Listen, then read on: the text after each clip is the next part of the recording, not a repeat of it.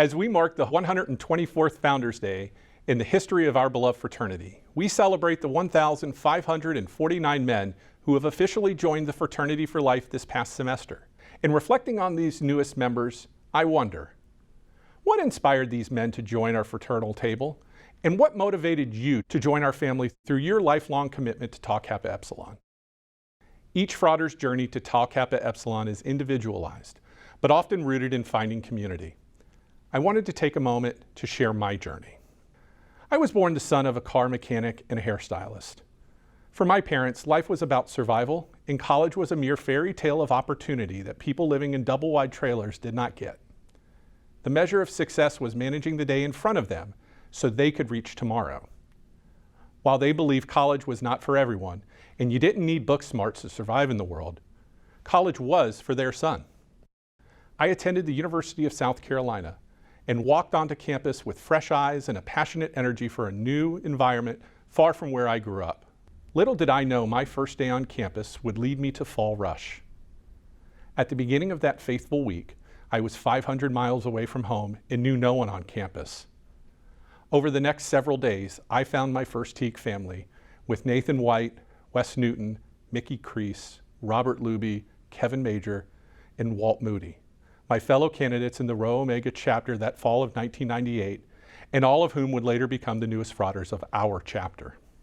As my time as a collegiate evolved, I transferred and found a new TEAC family within the Xi Iota chapter at the University of Central Florida. While the TEAC spirit was massive, our group was not. Joining a chapter of less than 10 Fraters forced me and my newfound family to roll up our sleeves and get to work. This hard work formed deep bonds, and I still consider my fellow Xi Iota Fraters my closest personal friends. One of the high honors I've had as Grand Prytanis is appointing my good friend and fellow Xi Iota TEAC Alexander Rudloff to the Grand Council for us to tap his vast experience that started in our home chapter. This past semester, I had the honor of attending initiation at UCF and leading the bond reading to the new Fraters. Although they were expectedly nervous and overwhelmed, watching the fraternity grow through their initiation was inspiring. As they embarked on their journey as an active member, they were instructed on the rich history of our organization. A pillar of this history is our belief in the character of every man in our membership. Whether in the chapter room or the boardroom, my time in TEAC has highlighted that our fraternity's true strength lies within our members' diversity. As a volunteer for the past 20 years, I have come to more fully understand how TEAC honors the uniqueness of each Frater, the basis of our brotherhood. Our values and viability have been tested in recent years. Through the leadership of our skilled Chief Executive Officer, Donald Aldrich, our dedicated professional staff, and critical volunteers, we weathered the pandemic and emerged with a stronger organization. Through the leadership of the TEAC Foundation and its chairman, James Crockard, we are more aligned than at any point in our history to grow the resources to advance the mission of our fraternity. While our new donor count is growing, we embrace that there are scores of members who can ensure we reach our potential through investing in the greatest fraternity on the planet. Our legacy of fundraising is nearly as lengthy as our existence. The fraternity's first ever fundraising effort was a $300 campaign in 1908 for a piano for the Alpha Chapter House. Today, we face larger challenges and opportunities as we expand our educational programs and support services to meet the needs of a growing fraternity. I ask you, on this Founders Day, to reflect on your TEAC experience and financially invest in the fraternity that has taken us on such a wonderful ride.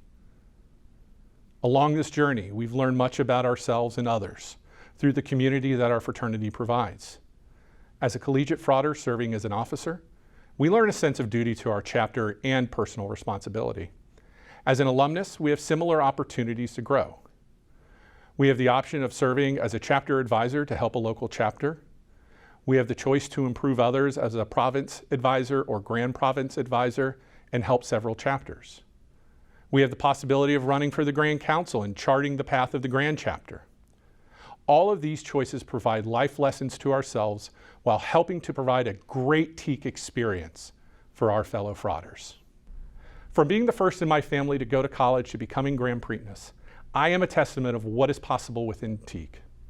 While many see Better Men for a Better World as simply a tagline, I see it through the many I have met in my travels who were enriched by the Teak experience. As a number of men might not know our mission, I can testify to its enduring strength as we aid men in their mental, moral, and social development. On this special day, I ask that you reflect on what brought you to Teak, what keeps you engaged in the fraternity, and how you can give back. Whether a few dollars of your finances or a few hours of your time, you can make a difference to our current and future frauders to shape a more prosperous fraternity.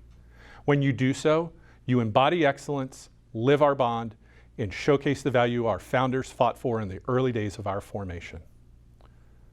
Happy Founders Day, Teak Nation. Frauders, I love the fraternity.